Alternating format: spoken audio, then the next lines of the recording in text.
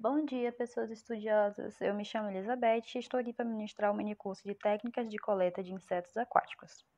Primeiramente, queria agradecer ao Instituto Federal do Acre pela oportunidade de podermos ter esse minicurso, e esse projeto de extensão no qual eu faço parte.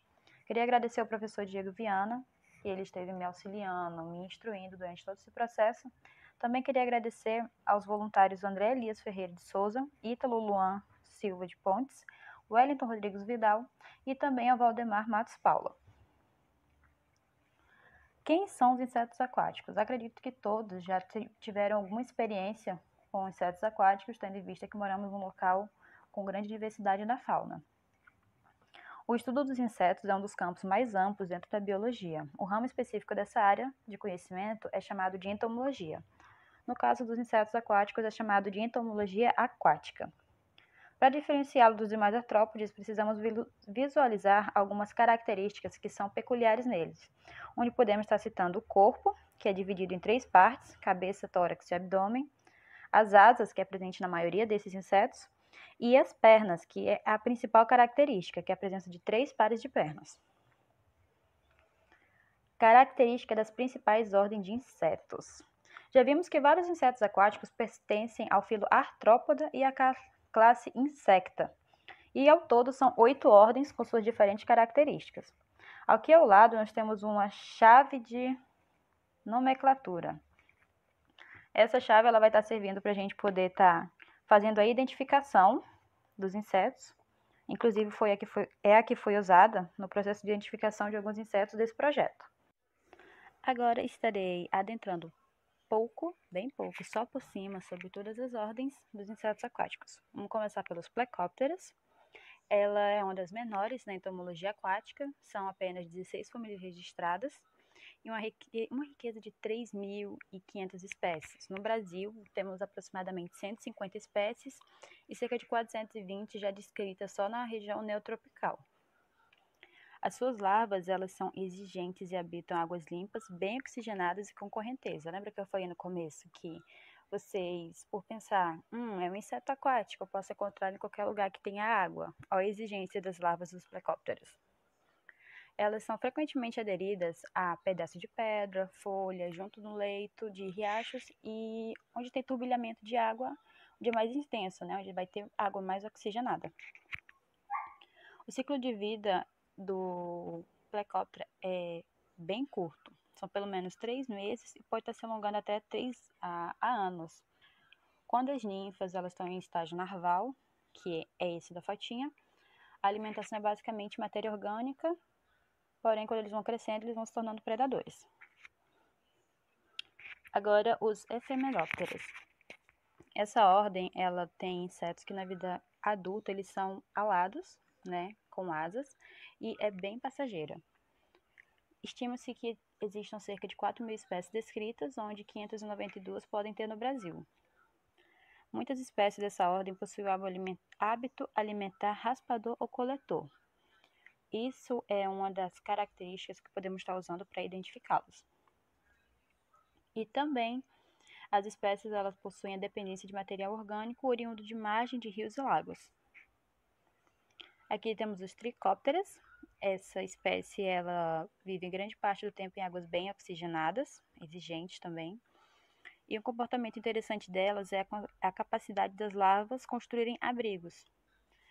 Essa espécie ela vive grande parte do tempo em água bem oxigenada, Tem um bom destaque para o tórax dela, que apresenta 3 pares de perna e pode ter o dorso esclerotizado ou não.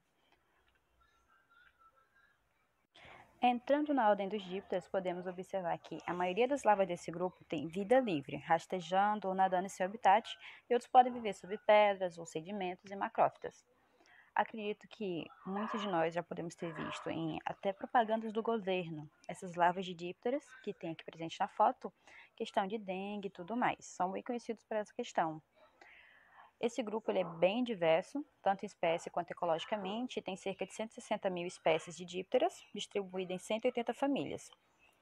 Ah, mas ela é diversa, quantos tem no Brasil? Cerca de 60.000 dessas espécies acontecem no Brasil. A locomoção vai acontecer através de projeção carnosas variadas. podendo ser cerdas, espinhos na região posterior ou anterior da larva, ou por saliências locomotoras. Eles não vão ter vestígio nenhum de pernas, nem outro tipo de locomoção, nenhum tipo de perna para tórax, nem nada. Através dessas projeções que vai estar acontecendo a locomoção. Os odonatas. Nessa ordem, eles são insetos conhecidos como libélulas. Eles são muito conhecidos aqui no Brasil e nós temos uma diversidade de libélula muito grande, tendo 750 espécies, onde se distribuem 137 gêneros e 15 famílias. A forma jovem do odonata é chamada de larva. Vale lembrar que a larva do odonata ela não possui um período, digamos que fixo, de vida no período de larva. Depois do estágio de larval, vai acontecer a metamorfose para o desenvolvimento do inseto, de larva para adulto, que vai gerar o exoesqueleto dela, transformando ele totalmente durante a sua metamorfose. Tanto a fase larval como a adulta são usados por vários autores como bioindicadores da qualidade ambiental. Essa bioindicação de qualidade ambiental significa que as larvas do odonato eles precisam de uma água limpa, né, uma água, digamos que saudável, para poder sobreviver. Adentrando os heterópteras, eles são uma subordem dos hemípteras, da ordem hemíptera, e ele tem os principais representantes como os percevejos. Eles são aéreos e aquáticos, né? O ciclo de vida deles, as ninfas, como vocês podem ver na imagem, são a ninfa, elas têm o desenvolvimento incompleto e são praticamente idênticas no caso, o percevejo adulto, só que com tamanho menor. Eles são todos predadores e podem se alimentar de outros artrópodes ou até mesmo pequenos peixes. Agora temos os coleópteras. Essa ordem ela apresenta grande diversidade e ocupação em diversos nichos ecológicos. A ordem coleóptera possui 4 subordens, que são os arcostematas, mixofaga, adefaga e polefaga. Eles possuem estruturas adaptadas ao ambiente que vivem, né? Típico de espécie terrestre, e eles costumam ser também aquáticos e podendo ter adaptações para armazenar reservas de ar, por longos períodos para ficarem submersos. Apesar de muitas espécies não serem classificadas como aquáticas, muitas delas vivem em regiões próximas às margens dos rios e lagos. Acredito que todos já temos visto esses insetos, principalmente em épocas chuvosas. E agora, por último, mas não menos importante, a ordem dos megalópteras. As larvas de megalópteras são encontradas em cursos d'água limpos, em ambientes lênticos e lógicos, podendo estar associados a troncos, pedras, folhiços, musgos, macrófitas e raízes submersas. No mundo, estima-se que tenham 380 espécies pertencentes a essa ordem, com cerca de 41 gêneros. No Brasil, há cerca de registro para 2 famílias, 4 gêneros e mais ou menos 26 espécies. Uma característica bem importante dessa ordem é o tamanho de suas asas. Como dá para ver pela imagem, o megalóptero adulto é maior do que a palma de uma mão. Os adultos de megalópteros são terrestres, podem ter hábitos diurnos, crepusculares e noturnos.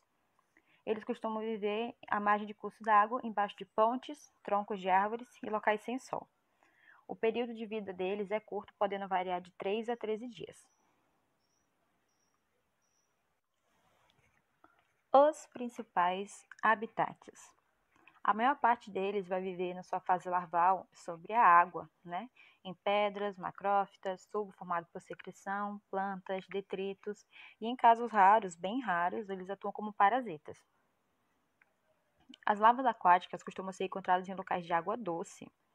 Então, rios, lagos, lagoas e pântanos são os locais mais comuns de poderem ser encontrados, porque eles vão estar protegidos do sol. Para a metodologia de amostragem, teremos o planejamento de materiais como bandeja, frascos, álcool 70, pinça, peneira. Teremos protocolos a serem aplicados. Protocolos esses que são ter os materiais para demarcação do local, etiquetas, materiais para coleta, triagem de amostras, frasco para armazenar os exemplares coletados, álcool 70. No campo é selecionado um trecho de igarapé ou riacho do tamanho de um trecho, aplicado na metodologia que pode ter 50, 100 ou até mesmo 100 metros, 150 metros. onde esse é dividido em transectos transversais, que geralmente não são superior a 10 metros.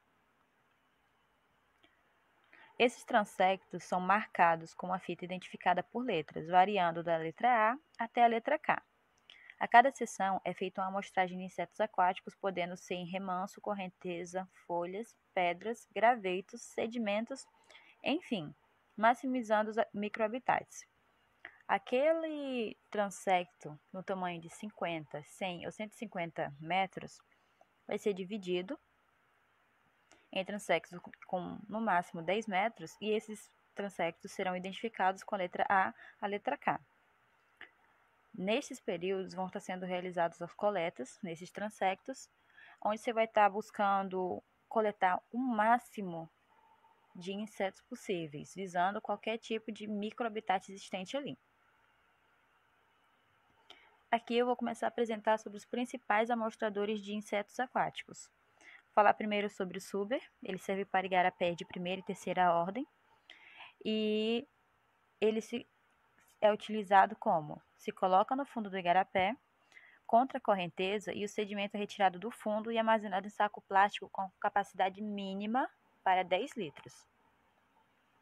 Agora temos o rapixé.